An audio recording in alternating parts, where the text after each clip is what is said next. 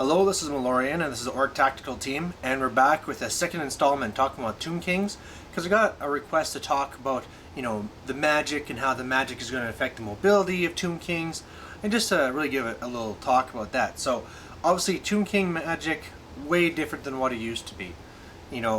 Last book, last edition, they could just get whatever they wanted off. Each person just automatically cast things with automatic dice, and if they wanted something to charge or whatever, it just happened. On 8th, still, they have a great way of getting around the magic system because it can have more spells just by having more characters. Adding a wizard hat there, they're nuts. Okay, fast forward to today, and it's totally different again. They got their own kind of set lore now that they have to roll on. It's not like before where they know everything.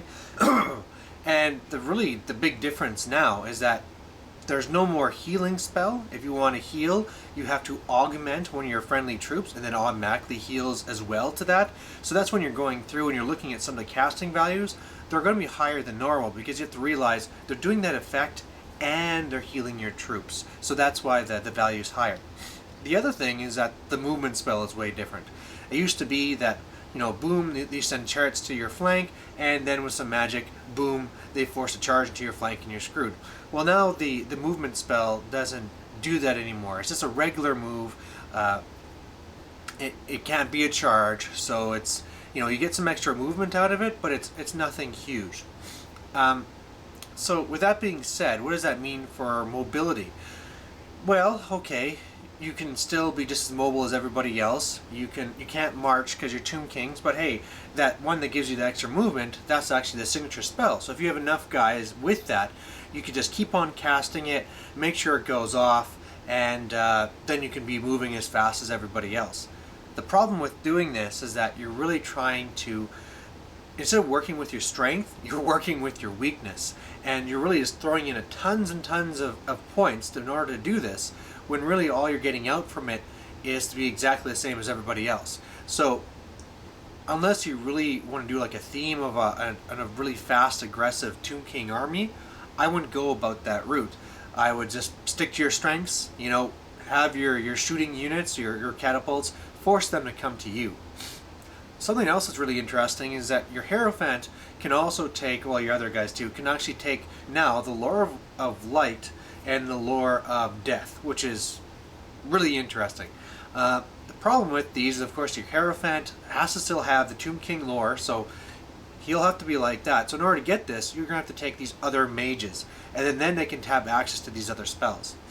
I know that a lot of people are going to say right away that, oh boy, they can't wait to use light because you got your time warp in there, so you got your extra movement, and you also have the one where you can become initiative 10 and weapon skill 10. Oh boy. And the problem there is that, first of all, I just talked about how using lots of extra points to get equal movement as everybody else isn't all that great. The second thing is, even though going from, like initiative almost nothing to being initiative 10 means you're striking first, in 8th that just doesn't matter. As long as you have enough models that you're still going to be striking back anyway, what does it matter what order you fight in, really? It really only matters when there's, the last remnants or something like that it matters who's striking first. Weapon skill 10, okay, granted, that can help, but, now we have other ways of getting that anyway. I mean, why take a priest or something that's going to be casting this spell to make you weapon skill 10 instead of just adding a priest or the king that's going to be just making the unit have a better weapon skill automatically and hitting on 3s anyway? Might as well, right? It happens automatically. So in that case, I'm not too hot about it. The lore of death, that's a lot better. You have your character assassination stuff in there, and that can be just fantastic.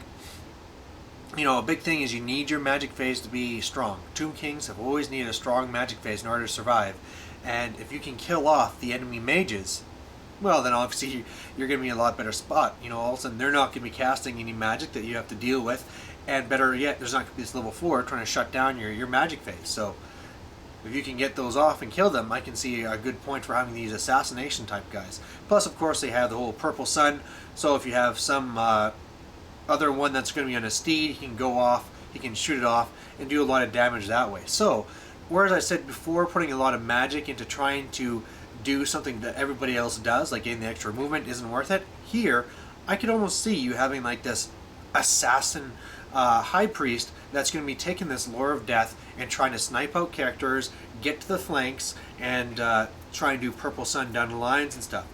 And as well, in trying to force these things going through, they actually have a neat item called Neferata's Scrolls. And what that does is basically just like the Power Scroll, where any doubles become irresistible force and miscast. However, you also add your number of wizard level number of dice to the spell. So what you can do is if you ever want something to go off, well, you can just use this. You'll get tons of extra dice, and it'll probably be going off with irresistible force. Of course, you also have to deal with that miscast, so you could have something back coming at the same time. But hey, if this means you're going to be shooting the large version of Purple Sun down their lines, it could be totally worth it. And then, of course, whatever losses you take, you can always just heal back up again anyway, right? As long as you don't get sucked into the warp or something evil like that. Now, on that note, they also have a lot of other areas to really boost up the magic phase.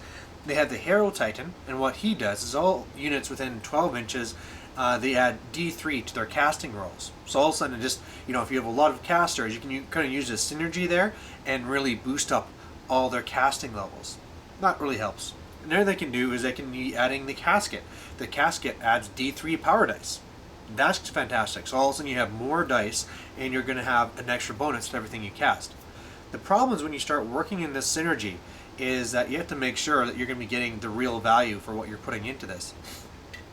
Now, if you think of it, adding the casket and getting that extra dice is nice, but the problem is that those dice are supposed to be for the casket. It's almost kind of like a self-contained war machine magic, war machine type of thing.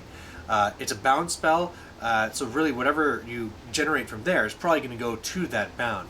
If you only generate one, you'll probably have to take another one from the pool. If you get two, straight into it. And if you get three, okay, two to the casket, one can go to something else. But on average, you're going to be getting two, which just means the casket's going off.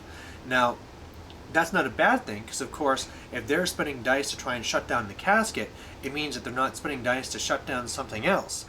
But at the same time, I wouldn't be thinking that, oh boy, I get extra D3 dice that I can use for anything you want. Sure, you can do that, but just think of it. Vampire counts have Master of Black Arts, getting them 2 extra dice for 50 points. Yeah, the casket's a lot more than 50 points. So make sure that you're going to be getting the value for what you're doing. And this other thing too is that this is a lot of points that's kind of stuck there. And if they get around to it, they can easily get a lot of points from you really quick. So it's not something that's an automatic take. One thing you can be doing with that while I'm on it is that the casket power is one that's based off leadership. You pick a unit, they take a leadership test on 3d6, and then if whatever they fail by, that's how many wounds they take.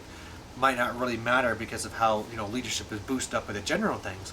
But if you have that guy going around with that golden mask that makes it so no leadership from the general, no reroll. I don't know if you can get a reroll for that one, but anyway, then all of a sudden you can be catching something with a low leadership and bam, knock it out really easily. So that's there. The other thing, going with the Hero Titan. Of course, you're going to get the most value from this if you have lots and lots of wizards. We just talked about if you have lots and lots of wizards, you're putting a lot of points in this, trying to make this one thing happen. And of course, what happens if you have a low roll for your magic? You're screwed, right? You put all these points into boosting it to a phase that's not even going to happen. So I'd rather be spending a lot more points into actually getting models to fight. Now, the one thing that's different from all this is if you're going with kind of a monster list. And what you can do is you can take a whole bunch of, sphinxes, take a whole bunch of monsters, blah, blah, blah. You got your Hero Titan, you got all this stuff. And it's just kind of like the dinosaur list from Lizardman, and go get them.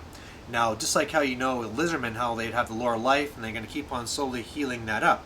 Well, the same thing goes with the Tomb Kings. Every single time that you do a augment, you heal up. And the nice thing is about a lot of the Tomb King magic is that they have a lot of ones that affect everyone within a certain range. And so what that means is with a single casting, heal that monster, heal that monster, heal that monster, heal that monster.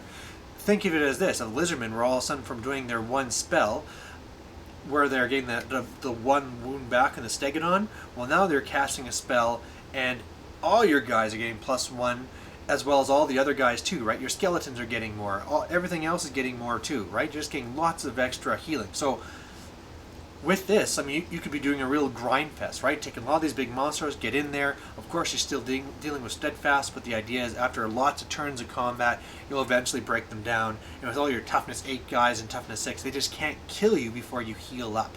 And at that point, that's where that synergy can work. A whole bunch of priests that fall back to the default spell, which is just extra movement, and it's just try and cast on everybody, try and cast on everybody, try and cast on everybody. You know, everybody's getting extra D3 to the roll, and what that means is that this is going to be a rush 'em type list, not a stay back and shoot, so you do want that extra movement, at the same time, healing, healing, healing, healing, healing, and that can be insane. Last thing I want to touch on is just asking that in a normal game, what are you actually going to be wanting to have? And I'd say the only magic cast you're going to ever want is a high priest. As I said, magic is fickle. You can be spending lots of points trying to, thinking, oh boy, I can try and do this and this. I'm going to have my assassination high priest and my regular high priest for raising. But you just never know how many dice you're going to be getting in the magic phase. And so, really, I would rather just spend those extra points to get things like the Graveguard Horde and stuff like that. Sorry, Tombguard Horde. And then just spend as little points as I need to on magic. So you have your one high priest, and then for secondary magic, I wouldn't even take another wizard for that. You have so many different spots for bound spells in the book that you might as well be just taking that. I mean, things like Banner of the Undead Legion, right? Have that on a unit, and if you ever get tons of dice, well, of course, you can throw something into there. You know, a lot of the other creatures too, like the Hero Titan and stuff, they have their own bound spells built into the actual model. It's not an extra thing you have to take. So that's all in there, and you might as well be using it. So that's my thoughts on it. Tomb King Magic Phase, really different.